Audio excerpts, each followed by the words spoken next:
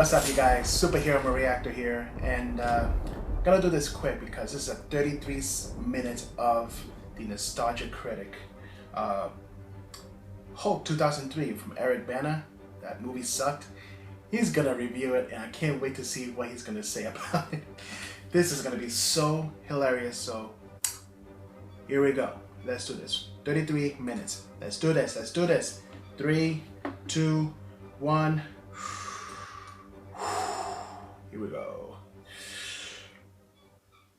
Booyah!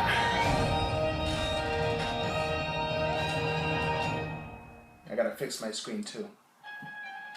Here we go.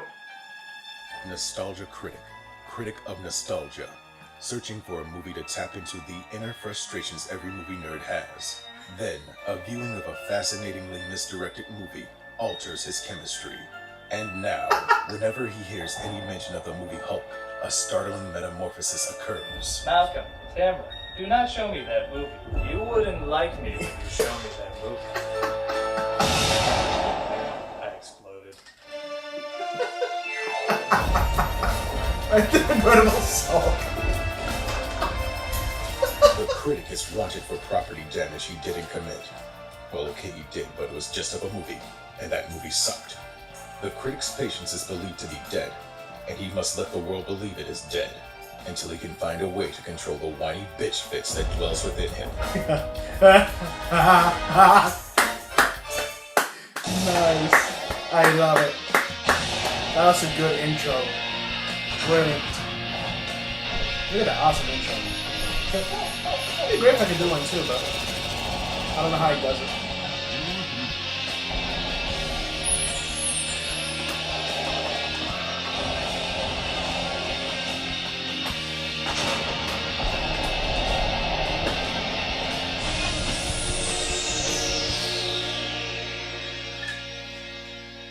Hello, I'm a nostalgia critic guy. Remember it so you don't have to. You know, this should be the easiest guy to make interesting. The Incredible Hulk is a classic Jekyll and Hyde story about scientist Bruce Banner whose experiment goes wrong and turns into a giant green monster whenever he gets angry. It has both the psychological and physical elements that usually make for great classic storytelling. Yet his cinematic ventures have been so underwhelming that despite him being many people's favorite parts in other movies, no solo movies are planned in the near future. And that all started with the simply known as Hulk. The bad 2003. How can a story about a giant green monster be boring? That was the challenge presumably given to director Ang Lee. He just finished a winning streak with his martial arts opus Crouching Tiger, Hidden Dragon, winning over box office, critics, and too many awards to count. So producers immediately said, we want that for our action-packed Hulk movie. But what they were missing is that Ang Lee usually did social dramas. He did Crouching Tiger, Hidden Dragon because he always wanted to do a martial arts movie. One martial arts movie. He brushed up for years on martial arts flicks so he could figure out how to do it right. With Hulk, very clearly he was a director for hire, and saw this more as a means to experiment rather than bring a lifelong dream to life. And much like Bruce Banner, this experiment would haunt him for the rest of his days. He certainly recovered and returned back to his comfort zone, but the mark this movie left on comic fans is probably the most uniquely bad since this. This is why Superman works alone. But while that was bright and colorful and at least made little kids happy, this would only make that kid who stands in the corner saying, I'm bad, happy. Because he's gonna set someone on fire. So, why is this the most intriguing and yet somehow also most boring of missteps? Well, let's make everybody angry with Hulk. Well, tone down those expectations there. This is not the movie you're going to get. No, let's instead do those early 2000s credits of blurry close-ups mixed with sped up and slowed down editing. I've always wanted to see an intro with my glasses off and a monkey playing with the remote. Okay, Coco, push play. No, now you're fast forwarding. No, now you're slowing it down. No, now you have it on extreme zoom. Extreme zoom. No, blow it back to normal. This is the best way to watch this movie. Oh, and if you think this style is only done in the credits, your senses are in for a bludgeoning. Because there's gimmicky editing techniques throughout the entire film. And I mean the entire film. Just look at this flashback of Bruce Banner's father. I'm gonna have a baby.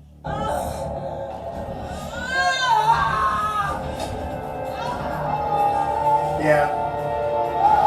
If you find this mildly annoying, then just add 2 hours of it and that M will quickly turn upside down. What? Like me, you might be wondering, what's the point of all these transition tricks? Tricksitions, as I like to call them.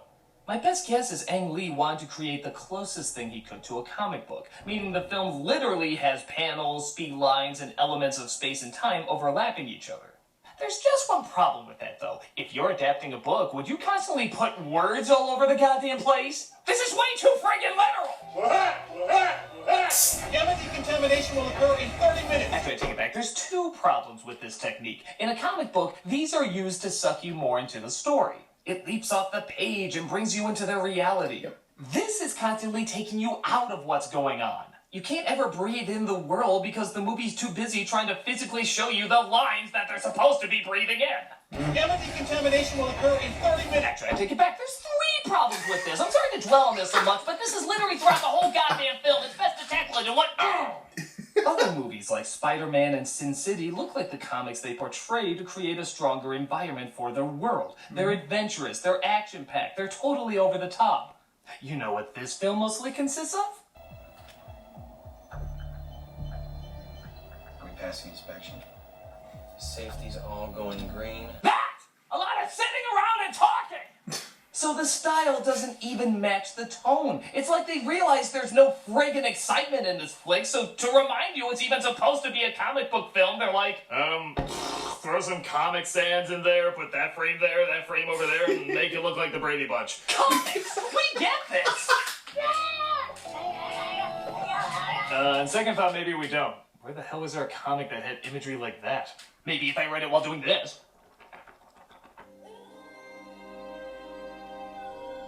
Also, I don't think trees are a big focus of comics. That's what I like to know. Really putting the camera on this? We're this bored this early? Unless it's a Treebeard's porn stash. Why are you shooting that? So something tragic happens in Bruce's past that he's repressed, and with his dad taking his mother screaming into the back, you can probably guess what it is. Oh, I mean, I'm gonna spend the whole entire film wondering what that... He kills his mom! Come on! It even cuts immediately to a foster home when he's a teen. You think we couldn't figure this out? Though, to their credit, maybe his stepmom's disinterest is supposed to distract us from connecting the dots. There's something inside you. So special. Some kind of greatness, I'm sure. Someday you're gonna share it with the whole world. Okay, cut. That was good, but let's try something a little different here this time. Let's try trying. Don't worry, stepmother. The award for least amount of effort clearly goes to Jennifer Connelly. I get the feeling every day she showed up to the set and the crew was like, okay, Connelly, are we gonna act today or not act today? There was some sort of explosion. They wouldn't let us into the building. I was worried about you. Not act today. Okay, it's a not acting day, everybody. We just wanted to know how to shoot it to make you look invested. Hell, I think the most gripping performances in the movie probably come from these 2. Security ought to be beefed Yeah. a lot more in a place like this. I really believed he wanted tighter security. And I really believed that Lou Ferrigno was, looking at him. Okay, I didn't even believe that, but he looked like this for years. He gets a pass! By the way, minus 2 points for even your credits not being consistent. When even your font doesn't know what it wants to be, you're kind of in trouble. Bruce, big day. Just sleep? We find out that Bruce, played by Eric Bana, is working on ways to expose gamma rays to electro-energy gigawatts capacitor. Sciencey shit where somehow superpowers are the wrong answer. Yep. They try their experiment on a frog and discover the results are a little too explosive. Somebody call Miss Piggy. There's been an accident. You want to go to the review board on Monday and tell them we've developed a brand new method for exploding frogs? Yeah. I think maybe there's a market for it.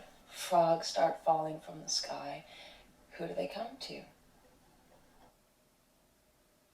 Oh, ha ha ha ha ha! No, really, suck it in while you can. That is the only joke in the entire movie. Oh, excuse me, there's a bookmark of a man reading Fighting for Space. Okay, if you're really gonna draw this much attention to your transitions, I'm gonna draw even more attention to it by putting in the goofy sound effects they deserve. Ready? This dick-face McSneer smirk is Glenn. He's do exactly what you think he's gonna do. Try and steal Banner's girlfriend, get in the way of his experiment, and waste a lot of time trying to explain every boring reason why. So, how's business? What do you want? Your little molecular machines have some incredible implications. How'd you like to come work for Atheon? Get paid 10 times as much as you are now. The Hulk! People calmly discussing things, staring at each other in silence, but look, green walls! It's kind of like the Hulk is there, symbolically! Oh, you just don't get it. You don't understand the layers of subtlety and conversation that need to be had with the Hulk! Ooh, look, it's the film's first big surprise. They got a new janitor. Hey, what happened to Benny? Is he not working the night shift anymore? I'm the new guy. That's exciting. Good to meet you. Same. Ah, the classic mop transition I see so often in comics. Man, it's a good thing nobody takes a shit in this movie. So Bruce sits around staring at old pictures of Connolly as his girlfriend. Oh, come on! Even the Kodak film has to run through the pretentious filter. Just waiting for the prisoner of Azkaban to knock him out with a bottle of butterbeer.